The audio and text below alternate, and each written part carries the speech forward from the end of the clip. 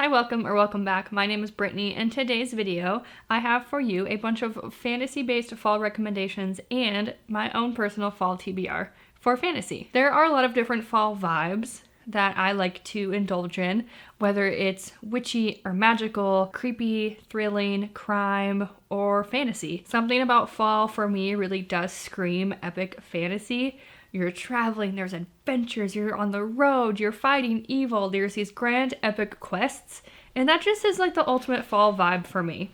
So I have a lot of fantasy series that I think would kind of fit this vibe that I want to get into and that I have read, so hopefully you can stack up your fall list and just get to all the great things. I am very much feeling the fall vibe. It is sunny today, but it has been cloudy and rainy and windy and just kind of gloomy. So I threw on my little orange sweater, did my nails black, so we're feeling the fall vibe. There are a few fantasy classics that I have not gotten to yet, but I do love to watch the corresponding movies or shows. The first one would be Harry Potter.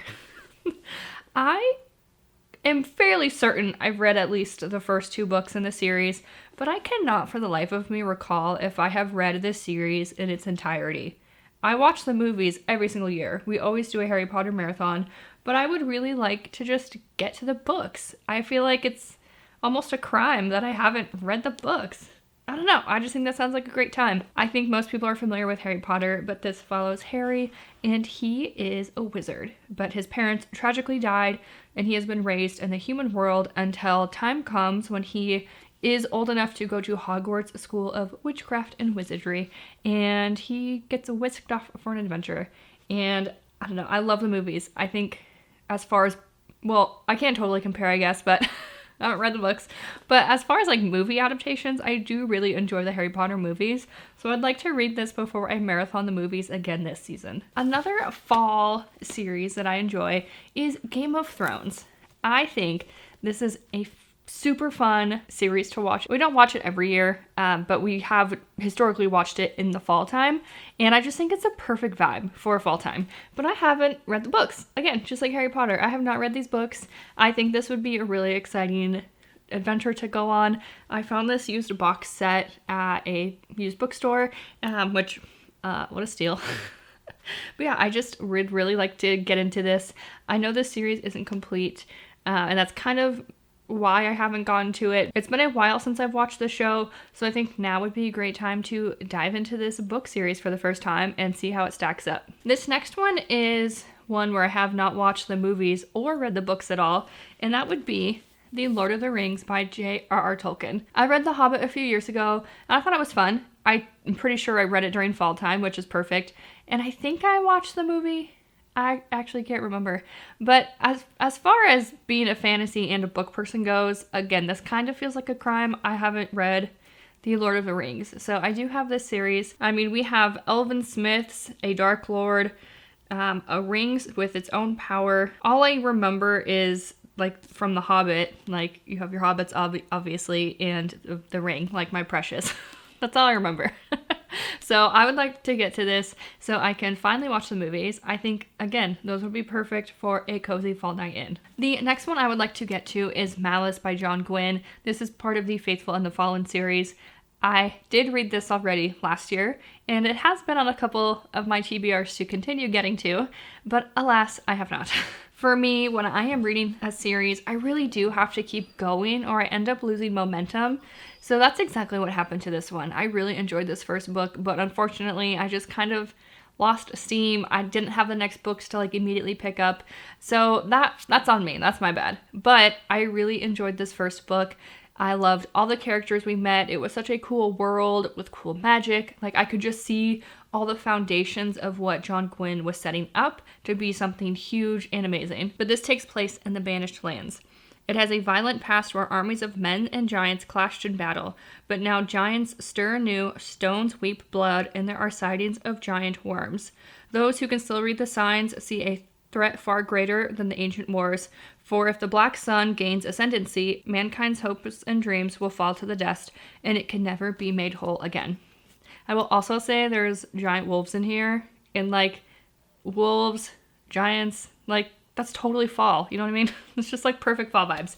So I would like to finish this for the season. The next fantasy series that I think is really great for fall time would be The Ninth Reign by Jen Williams. This is a completed trilogy, and this was so much fun when I read it. We have different takes on vampires and witches. That's like the closest comparison to these other beings in this world. But essentially there's this magical tree. I'm gonna just hold up one. Essentially there is this magical tree in this world where it holds all the knowledge of the land, and every so often there's these cycles of death and destruction, but the Aborans, who like guard and have access to this tree, are able to remember things and like start anew. So it's a very cyclical world. Well, something happens to this tree and they are unable to continue society like previous cycles. I mentioned there's a kind of special takes on vampires and witches, which I think was so cool. There is magic, there are magical creatures and companions, which is super fun. We have an older character, her name's Vintage. She's an explorer. She's I think mid-40s, which is really refreshing. There just were so many cool things in here, but I think my favorite part was the bad guy. Like when you get to like what the bad guy is and what's happening in this world, I thought it was super unique. I thought it was really well done and fairly original. So if you're looking for a new completed fantasy series that I have actually read and can vouch for, I highly recommend The Ninth Reign by Jen Williams. Another fall fantasy series. I have like a few that I think would qualify as grimdark, and I'm going to start us off with The Empire of the Wolf by Richard Swan. This first book is maybe not as grimdark, but the second one definitely touches on some grimmer things. I admittedly need to get to the third book, but I'm really hoping to maybe reread and finish the series. So this follows Sir Conrad von Valt through the eyes of his apprentice Helena, and she's reflecting back on everything. So we're getting the events as they unfold in the past, but she's also interjecting from the future, kind of her thoughts on things. And I think that provides a really interesting perspective. Sir Conrad is so cool. Like the magic in here. He is judge, jury, executioner, all in one. And that is a lot of power for the justices, but that is how this empire is managed, and they work directly to serve the king. They have a lot of, legislative power and knowledge, but they also have other magical powers that allow them to carry out some of these tasks as well. In the second book, you dip into some death magic, which is pretty cool. In the first book as well, but we do enter some other realms in the second book. The politics are incredible. Richard Swan is actually a lawyer, so a lot of his skill with the law comes through Sir Conrad von Valt in such an amazing way. You can really just tell his expertise when he is writing these scenes that take place in the courtroom. The world feels very cold and dark and kind of depressing and kind of bleak, but I like that feeling. I think that's kind of perfect for the fall time. So if you're looking for another completed fantasy series, while I have to finish the third book, I highly recommend. I think he's going to stick the landing. I've enjoyed the first two so much. And again, it didn't feel right to pick up in the summer, even though I really wanted to finish it. But I'm hoping to finish it, and I'm assuming I'm going to love it. So if you've read this third book, let me know. I've heard wonderful things about the conclusion. Book 2 was wild. So I'm excited, and I cannot wait. Another grimdark series that I feel like is kind of a staple here within the book community would be the First Law Trilogy by Joe Abercrombie. Anytime grimdark fantasy comes up, I always hear about Joe Abercrombie, specifically the First Law, and I am just like dying to get to this. Like, my list is stupid long, but I want to so bad. All I know about this, other than it's grimdark, is it's really heavily focused on character work. But we have a barbarian, a dashing officer, and nobleman. We have an inquisitor, Glocta, who I've heard is a crowd favorite. He's a cripple turned torturer. And then we have a wizard. There's murderous conspiracies, old scores to settle, and the line between hero and villain is sharp enough to draw blood. So, I mean, it sounds great. I'd love to get to this. The next fantasy series that I would actually consider grimdark, and it is young adult, but it does read very graphic and maybe a little more adult than young adult fantasy, and that would be Three Dark Crowns by Kendar Blake. So this follows a set of sisters, they're triplets, and when they turn 16, or they have like a certain ceremony, and basically from the day of that ceremony, they have a year to try to assassinate one another. And whoever is left standing is the new queen of the realm. And that group, because they all have magical powers, that group of whatever their power is kind of the ruling group as well. So Mirabella is a fierce elemental, able to spark hungry flames or vicious storms at the snap of her fingers. Catherine is a poisoner, one who can ingest the deadliest of poisons without so much as a stomachache. Arsinoe is a naturalist and is said to have the ability to bloom the reddest rose and control the fiercest lions. So all of these sisters, their magic is so unique. It's super cool. Just to like set the stage and why I think this is kind of grimdark, they all have to do displays of power at this event before their year starts. I mean, they're trying to kill each other. Like, that's pretty grim, right? But Catherine, she has a feast of like the deadliest foods and plants and poisons, and she's just like eating and drinking it. And it's a skill set for her to be able to eat all these things and be fine and like not pass out, not show any signs of illness. And when you were like reading some of this stuff, I was like, wow, that's actually really disgusting. I did really like the deeper lore behind the queens and why this world operates the way it does, because this is very cyclical as far as triplets being born and having to kill one another. Like, that's just how this world goes. And it's a very accepted, normalized thing. But when you get the lore of what came before the sisters, what they're going through, some of the political coups, because you know there's like politics and people puppeteering things, it was really fascinating, and also is a really cool look at sisterhood, because even though they're trying to kill each other, there were some really sweet moments. So I highly recommend Three Dark Crowns if you're looking for another completed fantasy series. The next series I am intrigued to check out this season is the Helm of Midnight by Marina Lofstetter. I don't know if this qualifies as grimdark, but it sounds pretty dark to me. And I'm excited for it. In a daring and deadly heist, thieves have made away with an artifact of terrible power, the death mask of Louis Trebon.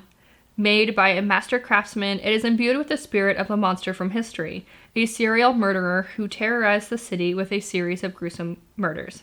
Now Trebon is loose once more, killing from beyond the grave. These murders are different from before, not simply random, but the work of a deliberate mind probing for answers to a sinister question.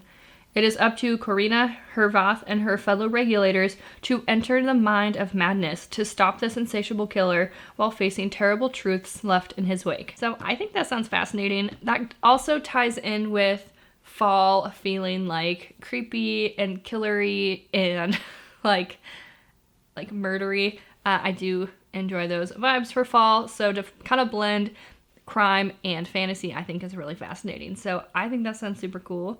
And it's been on my radar for a while, so I'd like to get to that. The next series I think would be super fun to check out this season is Belladonna by Adeline Grace. This follows our main character, Signa, who is 19 years old, and she was orphaned as a baby. She has since been raised by a string of guardians, each one more interested in her wealth than her well-being, and each has met their untimely end. Her remaining relatives are the elusive Hawthorns, an eccentric family living at Thorn Grove, an estate both glittering and gloomy. Its patriarch mourns his late wife through wild parties, while his son grapples for control of the family's waning reputation, and his daughter suffers from a mysterious illness.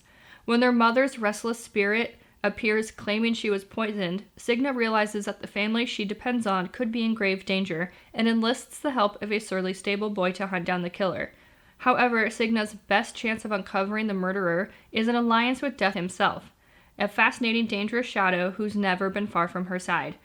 Though he's made her life a living hell, no pun intended, Death shows Signa that their growing connection may be more powerful and more irresistible than she ever dared imagine. So I have heard great things about this series for the fall time, especially with Death personified and murders and crime. I don't know how fantasy-leaning this will be, but I'm super excited to see how Death will appear in this series. And it is completed. The last book in this trilogy just recently came out, so it is nice to have a completed series on your radar if you get impatient like me sometimes. Another it's going to be completed. Another almost completed fantasy series would be the Stormlight Archive by Brandon Sanderson. We are getting the 5th and final installment. My understanding is it's going to be 2 5-book arcs for a 10-book series, but the 5th and final book in the first arc will be coming out later this year. I have not read this series since I think 2020, so it's been a while. Let me look at my notes. I do think this is really fun. This does just fall in line with my natural appeal to epic fantasy in the fall time. This story is set in a storm-ravaged world of Roshar, where ancient wars, political intrigue, and mystical forces collide. There are several main characters. One of them is Kaladin. He is a soldier turned slave. Then we have Dalinar, a nobleman, and he is plagued by nightmares of a forgotten past. And Shallan, a scholar with a deadly secret. There's a lot of deep character work, world building. He is known for just a lot of setup, but every single ending of a Sanderson book is always so explosive. All that work you put into it really does pay off. So if you want to get started now to get ready for that last book, now would be a great time. Another completed fantasy series that I think would be super fun for the fall time would be The Raven Cycle by Maggie Stiefvater. This has a lot of magic in it, witchiness. We're searching for a long lost king, and it was just so fun. I remember listening to the audiobooks around fall time a few years ago, and it was perfect. So we are following Gansey, Adam, Ronan, Noah, and Blue. And like I mentioned, they are searching for a long-lost Welsh king believed to be sleeping on a ley line in their small Virginia town. This has a lot of friendship, and kind of messy friendship at times. Each one of them is going through something, so you get a lot of really great character work, and you eventually love all of them. Like, they're the best. There's just such cool magic, and Blue herself, her mom is a little witchy, her aunt and their friends are, and so you just get like a really nice setup of like her house and like her family, and it just feels perfect. It feels so good for fall. I did unfortunately lose some of the details, but I remember it being a great time and a great vibe for this time of year. That is it, you guys. Those are all of my fall series recommendations and series I would like to check out. If you have any recommendations down below for me, let me know in the comments. I love hearing from you. Thank you so much for watching, and I will see you in the next one. Bye!